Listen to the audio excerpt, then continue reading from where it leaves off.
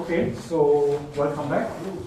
We have one talk in the afternoon, and this is by Francisco Mengual from Madrid, who will speak on Muskat problem with different mobilities and vortex sheet problem. Thanks for the introduction, and also I would like to thank the organizer for giving me the opportunity to be part of here. I'm very happy to be here in this workshop. Well, I'm going to talk about two problems that I am studying in my thesis. One is the Muskat problem for the incompressible porous equations, and the other is the vortex sheet for the incompressible Euler equations, and both in the two-dimensional case. Well, both are different problems, but they have some similarities. One is that the vorticity of the initial data is concentrated on an initial interface. And in this talk, we are interested in the case when the evolution of such interface is unstable in some sense. And in this case, we are going to show how the convex integration method allows to construct weak solutions in some situations. So I will split the talk in these two problems. So let me start with the IPM system. Just in case it's the first time you see it, let me just introduce it very quickly. We are going to consider a two-dimensional domain, seen on R2 or the periodic domain or something bounded. And in there we have a porous media with some permeability, and in this talk we are going to assume that this is constant. And moving through it, there is a fluid with some properties. One is the viscosity, other is the density, and also the velocity field. To determine the evolution of that fluid, less for smooth fluids, if you fix a controlled volume and you follow the evolutions, and this is a fluid, it can be deformed, but some quantities cannot change. One is the mass, which is equivalent to the conservation of mass equation. And we are going to deal with incompressible fluids, so the volume is also preserving. And we close the system with Darcy's law, which relates the velocity of the velocity field with the gradient of the pressure and the gravity. For this problem, we are going to consider that there is gravity, while for the vortex it's not. And in this work of Maurice Muskat, he was interested in the case of multi-phase flows with engineering applications, and that's why this is called the Muskat problem. So from now on, we are going to consider that we have two fluids, one above the other, with different constant densities and constant viscosities. And in this case, it's convenient to introduce a new variable, which is called the phase, and takes values 1 and -1, and indicates whether at time t near x we have a fluid from phase +1 or phase -1. So then if A is the density or the viscosity, and then we can see here if theta at some time, at some point takes value 1, then rho is rho plus, and if this is minus, this is rho minus, and the same for the viscosity. Well, indeed, I want to point that in some works, some people, instead of saying the viscosity is 1 over mu, and this is called the mobility. So this is why I say the different mobility. And then we have, with this, what we have is that the density and the viscosity is described in terms of the phase. And if we come back to the IPM system, we can write the density and the viscosity in terms of the phase, and we arrive to the following system. Okay, here we can see the conservation of mass, which also implies conservation of viscosity. The incompressibility is the same, and here we have Darcy's law, where we have applied the rotational operator. And everything depends on some parameter, which in the literature you can find it as the Atwood number, which is the viscosity ratio, which is a value between -1 and 1. Well, as you can see, some of the parameters have disappeared, and the reason is that the system is normalized. And this means that if we solve this problem for every A, you can rescue the other problem just by rescaling the solution in time. Okay, so from now on, it's enough to focus on this system for different A's. I'm writing this in red because I'm going to extend some results which were known for A equal to 0, which is the case of equal mobilities, to the case of different mobilities. And one thing is that this parameter, when this is not non-zero, introduce a nonlinearity in the Biot-Savart law, which introduce a degree of difficulty, but I'm doing a spoiler. But in the context of the Tartar framework, you can recognize that the nonlinearity that we have here is the same as for the conservation of mass. And this means that in the Tartar framework, we are going to have the same dimensionality as for the case A equal to 0. So the case is that you can say, we start with this, and we are going to assume that this is a graph. And one possibility is to say that the evolution of this system is given by a mobile interface, and this, in the weak formulation of IPM, builds a Cauchy problem for the interface. And it's well known that when the Rayleigh-Taylor condition fails, this problem is still posed in all of the spaces. We are interested in the case of when this condition fails. Mainly the first person who tried to obtain weak solutions for the unstable case was Felix Otto, who says the result he obtained is related with the one I want to present. Let me just sketch very briefly the construction, just with a picture. He realized that at least for smooth solutions of IPM, the IPM is equivalent to a gradient flux, with the interpretation that the phase distribution affected by the flow aims at minimizing the potential gravity by transforming it into kinetic energy, which then is dissipated by friction when forcing the fluid moving through the porous medium. This gradient flux admits a natural discretization in time, which is a recurrence starting with this unstable initial data with the flat interface. You have to solve a variational problem in terms of optimal mass transport. And if you do this, he realized that in the first step, the problem is still posed in the space of 1-to-1 maps.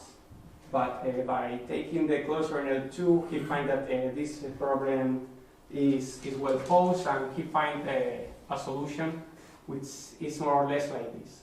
You have that the phase takes values 1 above, minus 1 above, and in a fine strip surrounding the initial interface, the phase takes values strictly between 1 and minus 1.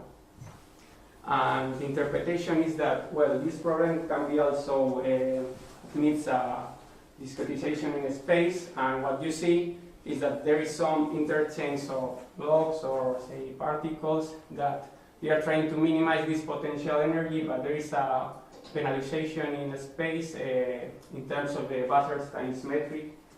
Well, it's nice to point that since these solutions breaks the planar symmetry, they are not unique.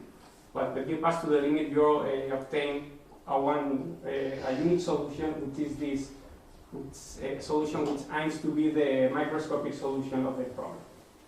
And then you can iterate the process, and you arrive to approximating time discrete solution, and he was able to pass to the limit, and he obtained this expression in terms of A, which it's not a solution of IPM, but as I have commented, this aims to be the microscopic solution of the problem.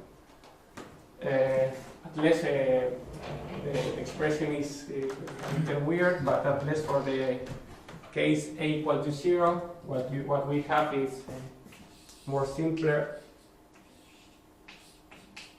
It's just the solution of the Berger equations. Plus 1 here, above x2 divided by 2t, minus 1 below, and this in a strip which is here. If you see this parameter for A equal to 0 is just 2. So x2 greater than 2t, x2 minus 2t.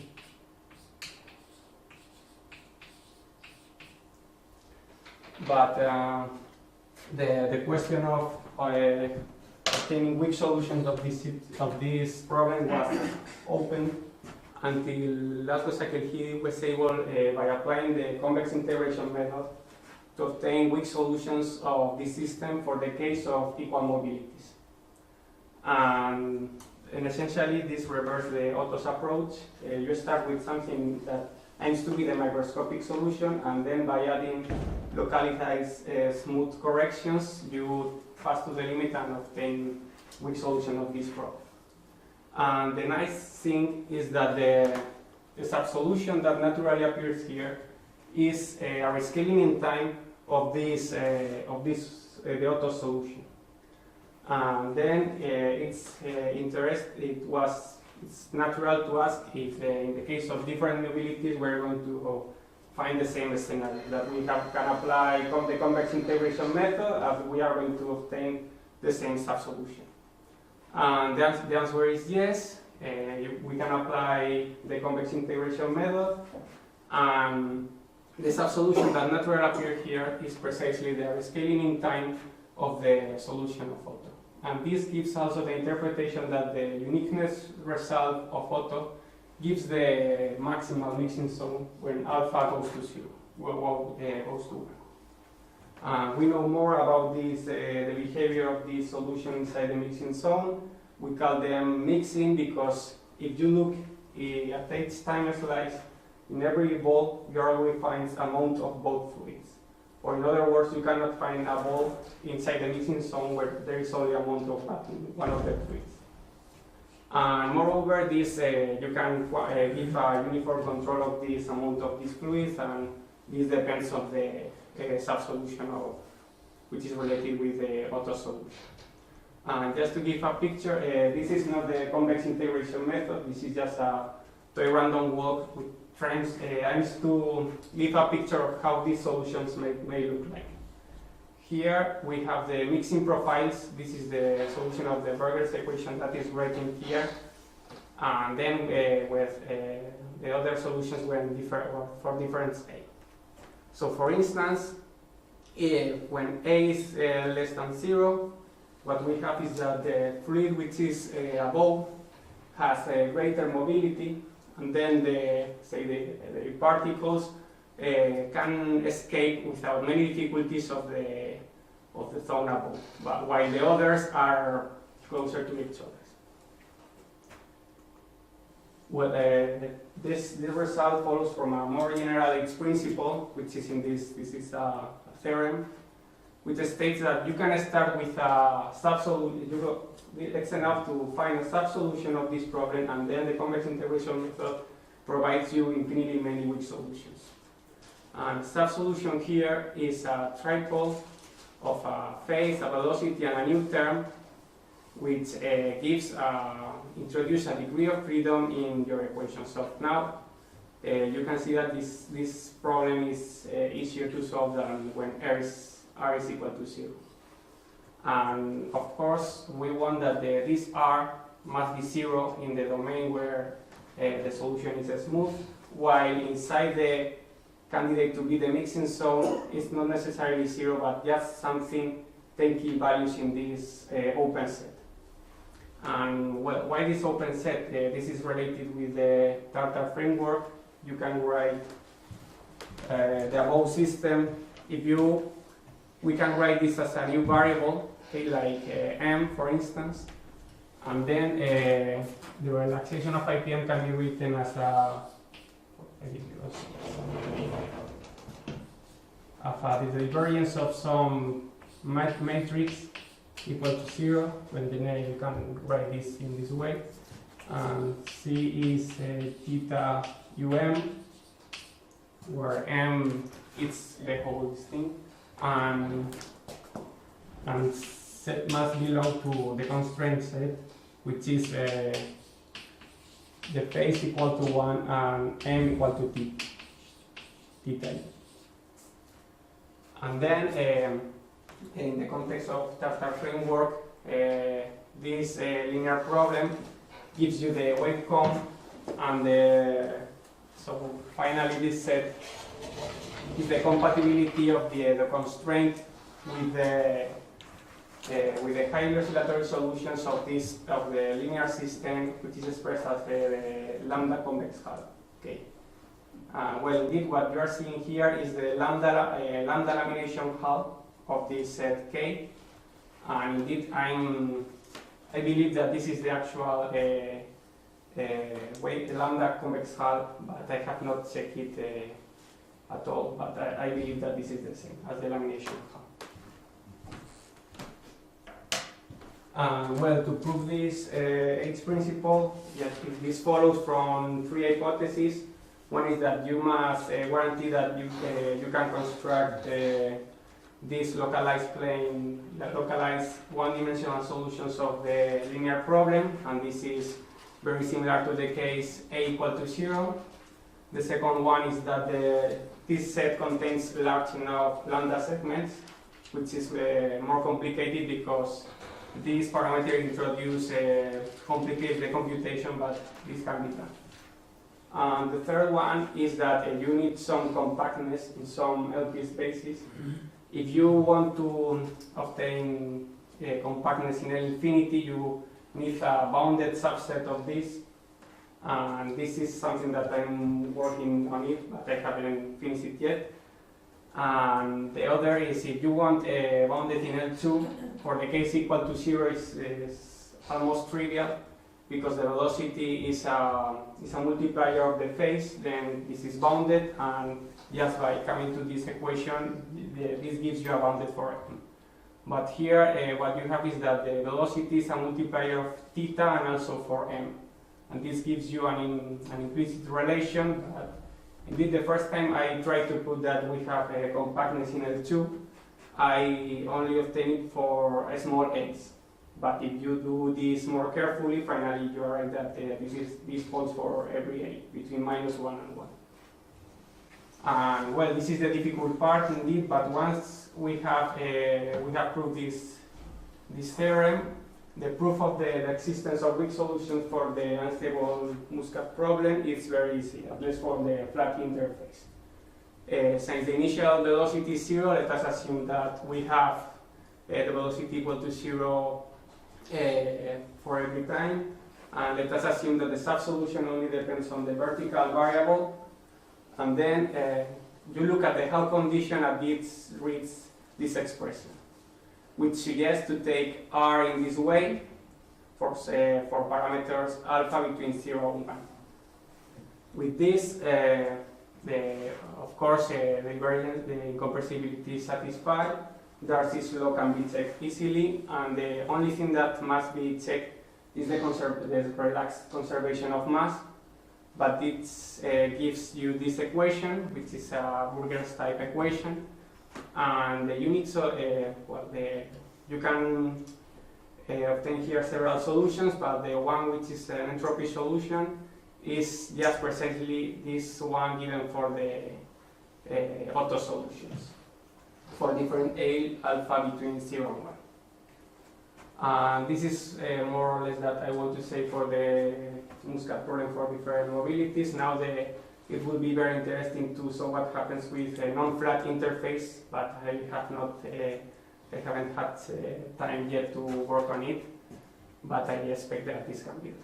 And now I'm going to move to the vortex problem, but since this is related with the case of the Muskat problem with a non-flat interface, just me recall some results for these problems. This, as I say, this is only known for now for a good number equal to 0, and the other question is still open.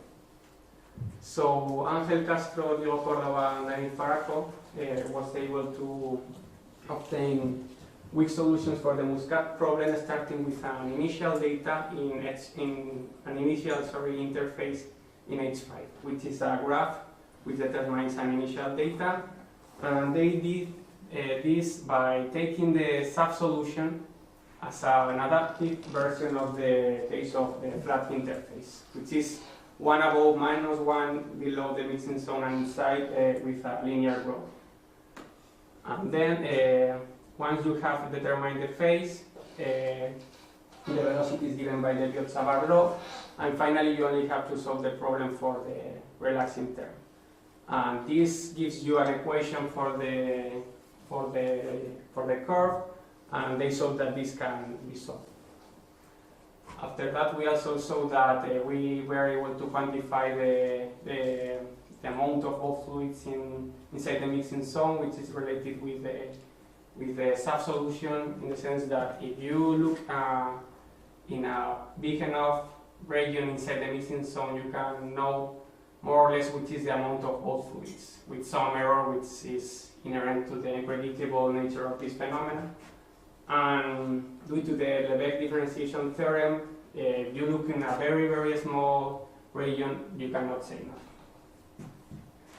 nothing. Also, László Székelyhidi and Clemens Förster give an alternative proof which is much simpler, starting from an initial data in these Euler spaces.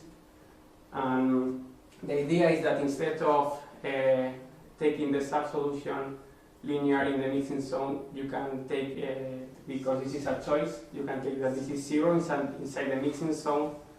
And then when you look at the conservation of mass, you integrate by parts. And since now the sub-solution is not continuous, you obtain boundary conditions from a problem which is you have to solve the divergence of R equal to 0 inside the mixing zone with boundary values of the orthogonal component of this. Sorry? What's C sub star? C. Well, this is to control the decay, because this is working in the plane, and just to be sure that your initial interface decay is fast enough in infinity. And if you know, well, this is I will write it in a moment. This is the Birkhoff-Roth operator. If you only have a curve, you have that this will be the derivative in time of the curve minus the Birkhoff-Roth in the normal component, and this is precisely the Birkhoff-Roth equation for one curve. So this R is introducing a relaxation, and you does not need to solve this equation for every time, but just up to some order in time, as we will see for the vortexic problem, because we are going to follow this approach for the vortexic problem. So now we are going to consider the Cauchy problem for the vortex for the incompressible Euler equations. Now we only have the velocity and the pressure. Then instead of Darcy's law, we have the conservation of momentum. The incompressibility and no conservation of mass is equivalent to incompressibility because the density is equal to this constant.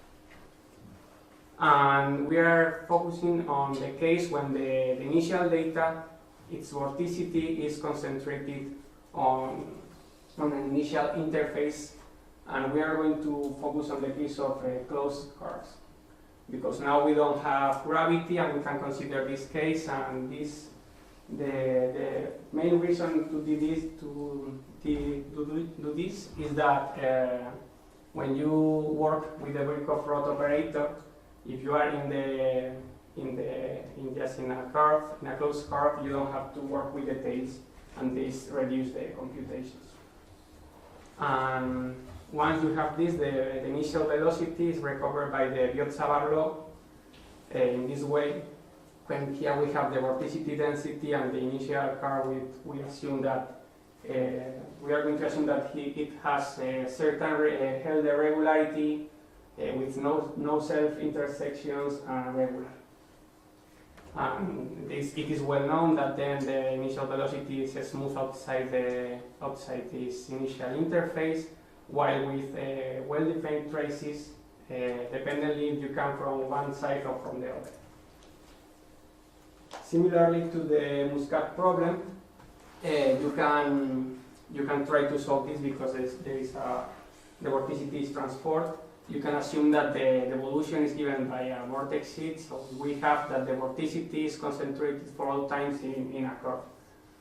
But then the velocity is recovered again by the Biot-Savart law in this way when we have an evolving vorticity density and evolving curve, which since the pressure is determined by Bernoulli's law. The only parameters that are free now are the vorticity, density, and the curve. And then if you look at in the weak formulation of the incompressible Euler equations, this gives you that if you want to obtain weak solutions starting in this way, then you have to solve the Birkhoff-Roth problem, which is that the curve must evolve according to the Birkhoff-Roth of C with vorticity density omega. And here we have a parameter which is just a detail because represents the parameterization freedom. We have also an equation for the vorticity density, and here you can see the Birkhoff-Roth operator, which is basically if we evaluate this expression in the curve, but with a Cauchy principal value due to this singularity. Similarly to the Muskat problem, this is imposed in solid spaces, and only for analytic initial data you can say that you have some evolution for short times and so on. But similarly to the Muskat problem, you still have a Cauchy problem for the velocity, as we have for the phase in the case of Muskat. And then this can still attack. And one well-known result is the result of the Lord, which is starting with a measure which has a distinguished sign. There is a existence of this solution which is still being a measure. Well, the aim of the last part of this talk is just we would like to construct weak solutions for this problem, starting from this vortex initial data, and we would like to obtain some information of how is the growth of the turbulence zone. Similarly to the flat interface for the Muskat problem, László Székelyhidi was able to obtain admissible solutions for the incompressible Euler equation, starting from the shear flow initial data, and there is a growing linearly in time unique turbulence zone, while outside the solution is smooth, while with a wild behavior inside the turbulence zone. And then we are going to try to do the same thing with the approach of Clemens and László to the case of closed curves. We start with this closed curve with some Euler regularity, and then this curve is evolving somehow, and surrounding it we put a turbulence zone by opening it in an orthogonal way with respect to the initial curve. And we are interested in this parameter C because this gives you how the turbulence zone is opening.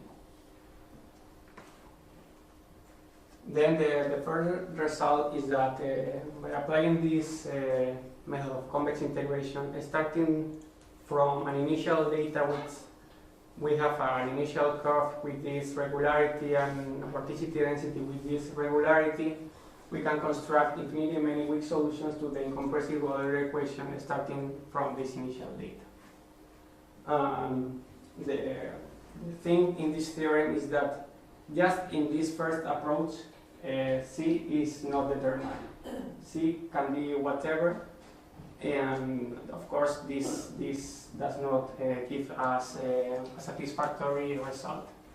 For instance, in diff, notice that here we are not assuming nothing but some regularity of the initial vorticity. So for instance, this could be the initial equal to 0, but then this just recovers the classical non-Mixner result for the incompressible Euler equations. So in order to obtain admissible solutions of this problem, we have to impose some admissibility criteria. Then we go to the work of Duchamp and Hubert when they introduce the dissipation distribution which is given by this equation when here we have the local kinetic energy. And then, so this capital D is minus this distribution when, for weak solutions when this is well defined. Okay. It is well known is that if you have, and this is proved in this result, that if you have certain regularity, this dissipation is equal to 0. And in this paper they give an expression of this D in terms of the modulus of continuity of the velocity, and this is related with the Onsager's conjecture. If you, in addition, have a certain decay, then you can test the dissipation with the function, the test function, which is 1, and this gives you the classical conservation of the total energy for your solutions. But of course, since our solutions are going to be very regular, we cannot expect maybe that we have an equality. And in this case, when we have a lack of regularity, what is known is that in some sense, this is proved also in this paper, if you have a sequence of Leray solutions which are, of course, they satisfy also an energy inequality, and you pass to the limit, and this is a strong limit, this holds, then this distribution is greater or equal than 0. That means that we have here an inequality, that the total energy is controlled by the first one. And so this is the first criteria that we are going to apply. Here we have a problem for the vortex sheet, which is that this expression has no sense because the solution does not decay fast enough. But what is true is that this distribution is 0 in every open set where the solution is smooth.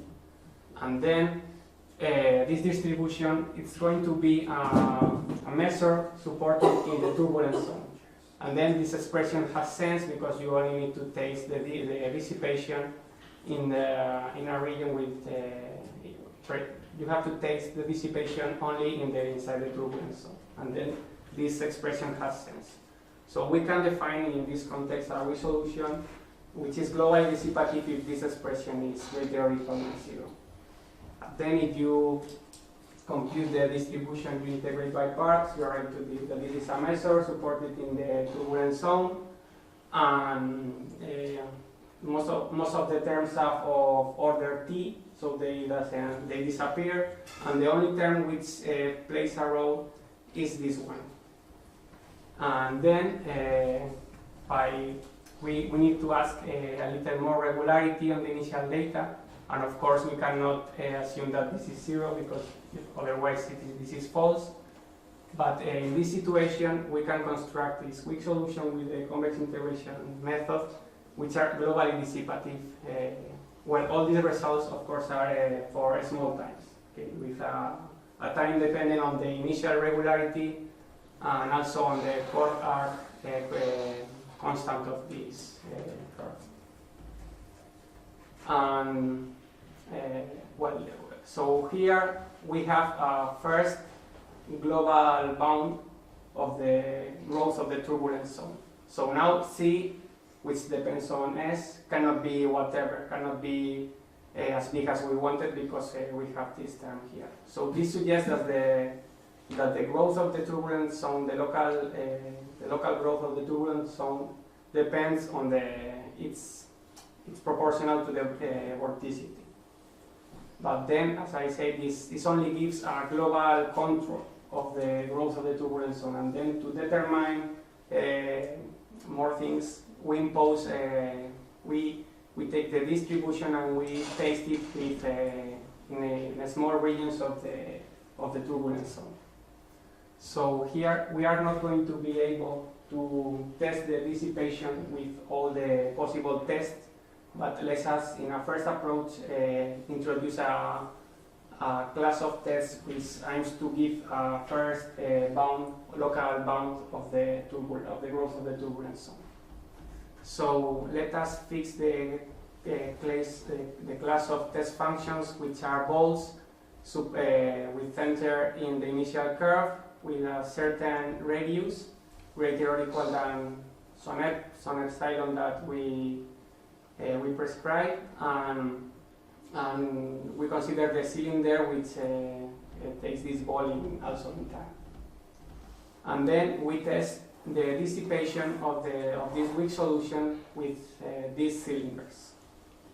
And if we do this, okay, we test it with a cylinder. So finally, the only thing that matters is what happens here with the dissipation. And similarly, what we have is that most of the terms are of order T, except of the other term that I saw before.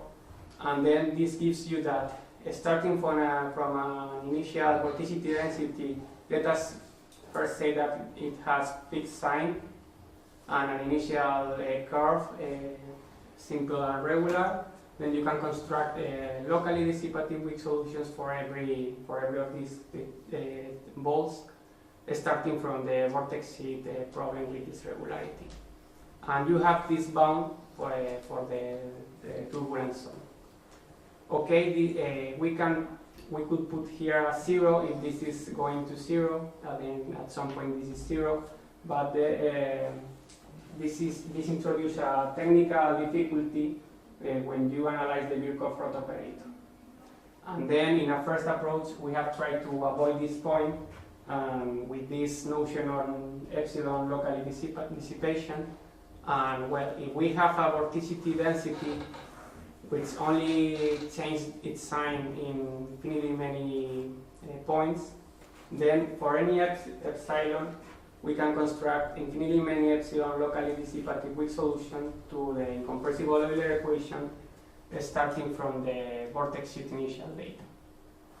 For instance, we can just smooth the initial vorticity, and then we avoid the fact that this term is 0 at some point. And we have to put here some parameter delta to obtain this bound. Well, as I'm going to comment in a moment, this is due to the fact that our construction we are using the same idea of Felix and László, that the vorticity of the subsolution is concentrated in the boundary of the turbulence zone. But and for the case of the Muskat problem, it's the same as saying that the initial phase is 0 in the mixing zone. But then you can, as Clemens and László did, you can approximate with piecewise smooth subsolution the linear solution, and then with this we obtain that the whole spectrum of the growth of the mixing zone. And similarly here, it could be possible that instead of prescribing the vorticity just in the turbulence zone, just in more curves, and at the end it would be the hope that this could be done by assuming that the vorticity of the subsolution is concentrated in the whole turbulence zone. And this suggests that instead of having here 1/4, we have 1/2. And if you, in order to select some profile of the turbulence zone, you can try to maximize the dissipation of the energy, and then you are going to obtain just 1/4, which is the middle between 0 and 1/2. So let me just, I will finish with the proof. This follows from similarity to the Muskat problem by applying the H principle introduced by Camilo Delelis and László Székelyhidi for the incompressible Euler equations. And this is, it has the same flavor as for the IPM system. We have a velocity and a pressure and a relaxing term, which in this context is known as the Reynolds stress, which introduces a degree of freedom in the nonlinearity in the Euler equations.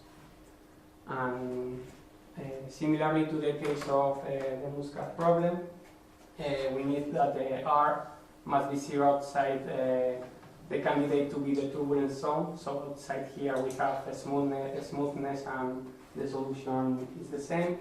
but inside you only need that the Reynolds stress must be bounded somehow by some energy profile which is bounded.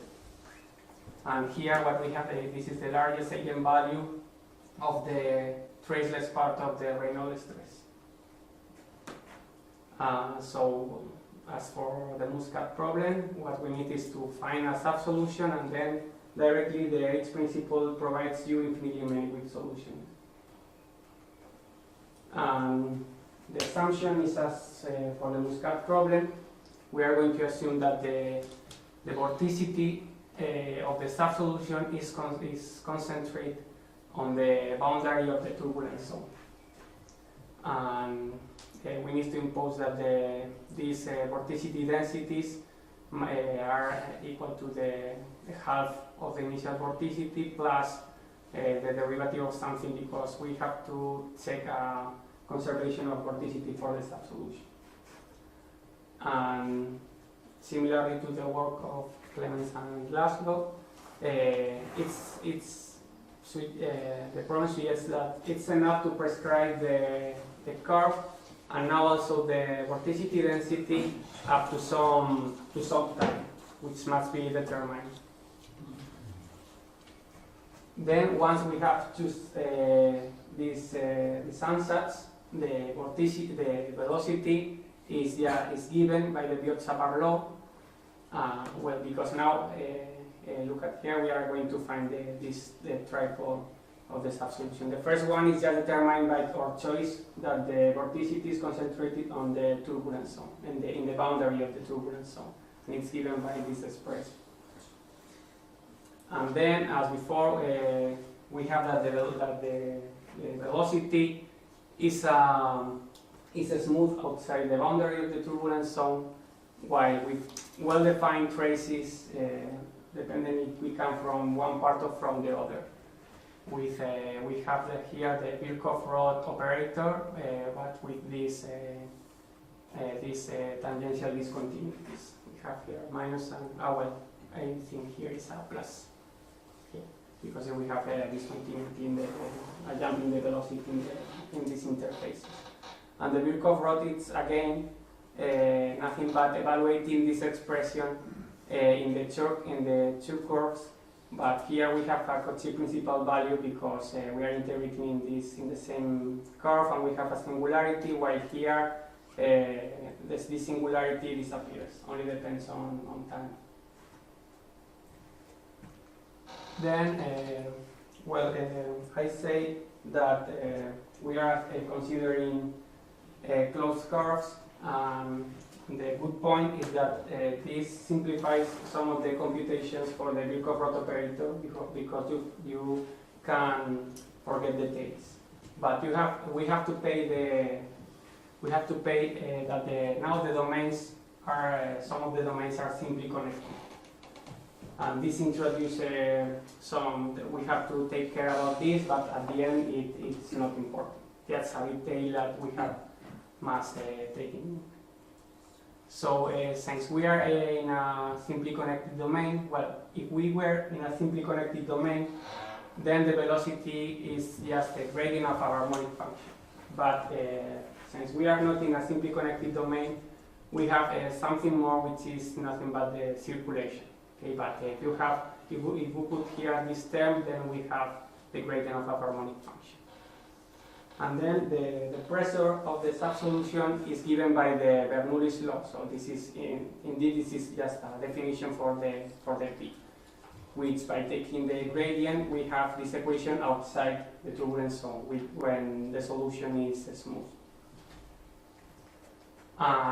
Since we are going to try to solve the Euler equations, we will integrate by parts, and we will find some jump discontinuities in the boundary of the turbulence zone. So we have to determine these jump discontinuities.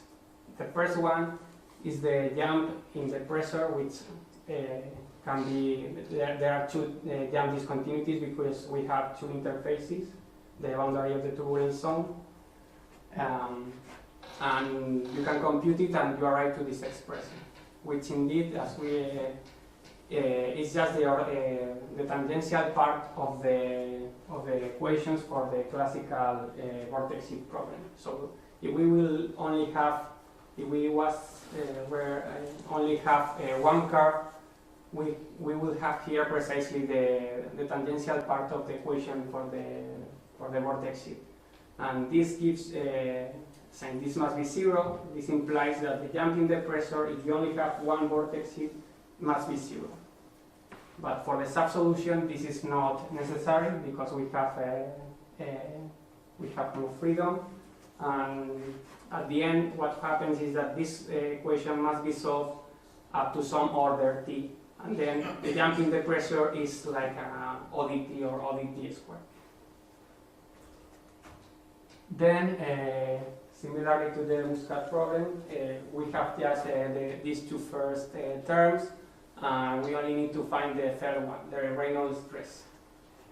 And you integrate by part the conservation of momentum, and you arrive that you must solve this problem. The divergence of R equal to 0 in the turbulence zone, this is at each time slice, with some orthogonal boundary conditions for this Reynolds stress, where these boundary conditions are precisely the equations for the Birkhoff rod for two curves. But as I said, we only need to solve this for just at time 0. And since we are in a simple connect domain, this introduces some compatibility conditions for these boundary values. Okay, you can think if we integrate this expression inside the turbulence zone and you apply Gauss divergence theorem, you will arrive that this must be satisfied. So we have to guarantee that this is satisfied. And since R is symmetric, this when you try to solve, you find that there is also another condition, which is this one. Both conditions must be considered, but finally this can be guaranteed. And in this case, R is given by some kind of Hessian of a function of a scalar function G, which must be determined, plus something more where if we were in a simply connect domain, this is the general expression. But since we are in a simply connect domain, we have something more which takes care of the circulation, but this is again as just a detail, but it's not at all important. And then this is given by, this is a concrete expression. And finally, to solve, to find this R, it's enough to find a scalar function satisfying these boundary conditions. If you want, just think that you must solve this for the B. And the fact is that you can solve this for every time, because there is just you can use a Lagrange interpolation. You have some boundary conditions, and just with a Lagrange interpolation you can find this T. But okay, so we can solve this for every time, but we need that this must be bounded by some energy profile for every time. So what can happen is that when we come back in time, then this Hessian blow up. We have to guarantee that this does not happen.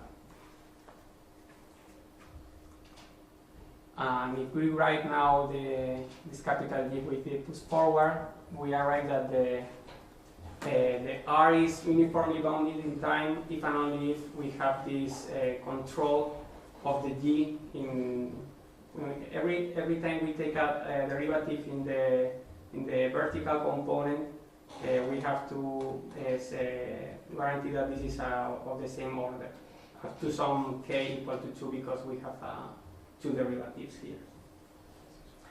And you can do this, and you, for instance, the first condition is that this boundary condition must be collapsal, so we cannot have a jump discontinuity. Otherwise, the G is going to have a jump discontinuity in the derivative. And then since must disagree at time 0, this gives you an expression for, and then this gives you the first term of the develop of the curve, which must be equal to the mean term of the Birkhoff rod at time 0, plus this another thing which is just the parameterization figure, and also a term with the vorticity density. And indeed here you can recognize that this is basically the Birkhoff rod equation at time 0. But we have two derivatives, and then there are other conditions that must be satisfied. One is that what we have is, if we scale, if we make an scale, what we have finally is that we have these two boundary conditions, G plus and G minus. And we also need that what we are going to see at time 0 is that this must be aligned, because we don't want that there are second derivatives in time. And this compatibility condition between the jump in the initial data at time 0 and the slope gives you the second condition, and this prescribes which is the second term of the of the curve and for the vorticity. In this moment, what we have is that notice that we have certain terms. Here is just the mean Birkhoff rod, the derivative in time at time 0. And this is basically the Birkhoff rod acting on the Birkhoff rod of the initial data. And so if this is well defined, we need that the initial data must have certain regularity. So we impose, finally, we start with an initial data with certain regularity. With this initial data, we give this expression, which are well defined. This gives you the turbulence zone and the vorticity density. Then this gives you how is the turbulence zone. This gives you how is the velocity, because it's the Biot-Savart law of the vorticity. The pressure is recovered by Bernoulli's law, and finally you solve the problem for the R. And since these conditions are satisfied, there is no blow up at time 0, and you can apply the H principle and you obtain the solutions for the incompressible Euler equations. And this is for the first theorem. If now we look at the dissipation, we are going to find other conditions that we will prescribe, which is C3 and bar P3. And then this is the reason why we need a little more regularity for the two other theorems, but this can be done, and we arrive to this. A way to do this, just this is to conclude, is the idea is that for the Birkhoff rod equation, you have to solve this equation, right? With this depends on C and the vorticity. And then if this is just a formal, you decompose this with a Taylor expansion, with this derivative at time 0, say another term, yes, and here the remainder, which all these terms depends only on S and this depends on T. So what happens is that if your initial data is analytic, you can solve this, but in the moment this is just Sobolev, this cannot be solved. So this can be interpreted as there is a mechanism that allows you to put here something like an integral or some kind of regularization that only needs that these quantities must be continuous or so on, and then you can start with a Sobolev initial data, but then you have to pay the price that the initial interface breaks and this turbulence zone appears. all that I wanted to say, so I'm going to conclude. Thank you.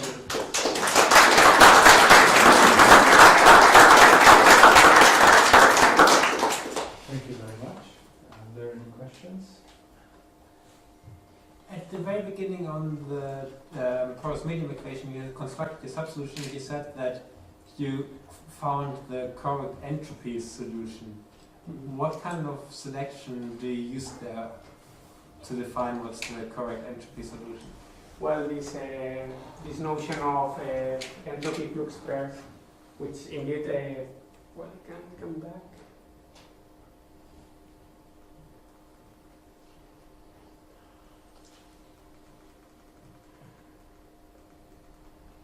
Well, in this conservation law for alpha equal to 0, it's the equation that Otto found in this paper, and he selects, well, no selects. The scheme converts to something, and this, which is given in the other slide, it's precisely the entropy solution of this equation.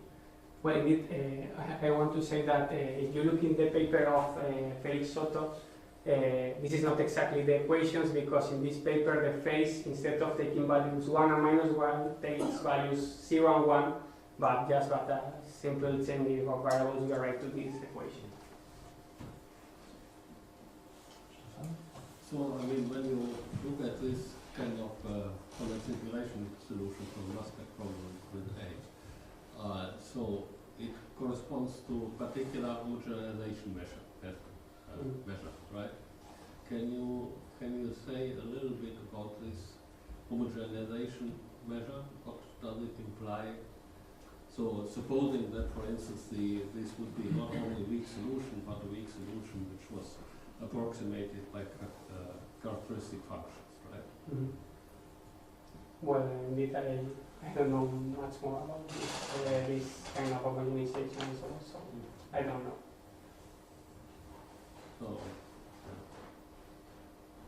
So it's I mean, you are basically, I mean, this is a problem, right? Because if you have two different viscosities, then you have to define kind of the diffusion matrix there, right?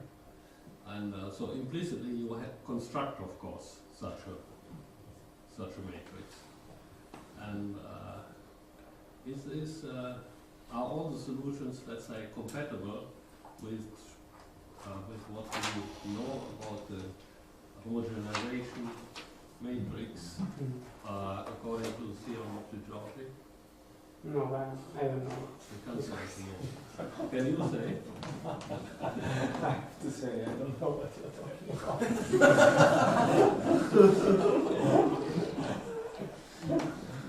No, I mean, maybe it's related to was it after this? So this degraded solution. It has No, something to do.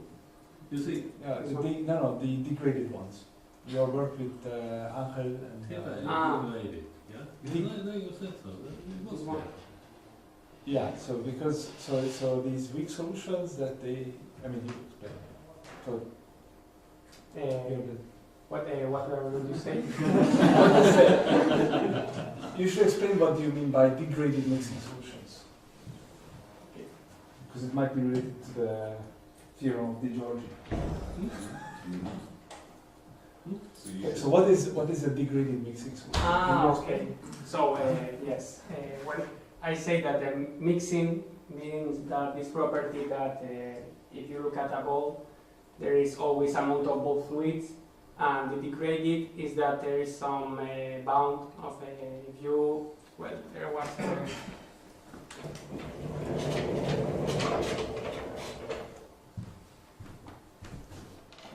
remember there is something like these solutions, if you take them in parts and integrate this in these kind of regions which are X for some. This is mapping rectangles so that they adapt to the turbulence zone, to the mixing zone. Then this would be, if you measure this in mean, this would be the same as the, well, if R is equal to a rectangle, It's M and you take the mean part. Then you have a uniform control in terms of the size of the rectangle. You can do it a little better for small rectangles.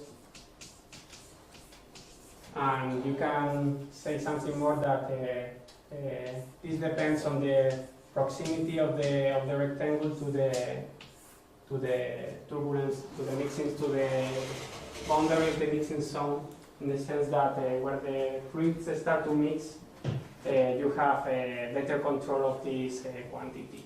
So they look really degraded at the end. So they are really, really related with the sub-solution. And maybe this is not this is not my question. No. I mean, it's just like, may I rephrase it? I mean, suppose you want to speak about homogenization, right? Then you have a homogenization, you start from two constants, right? Mm-hmm.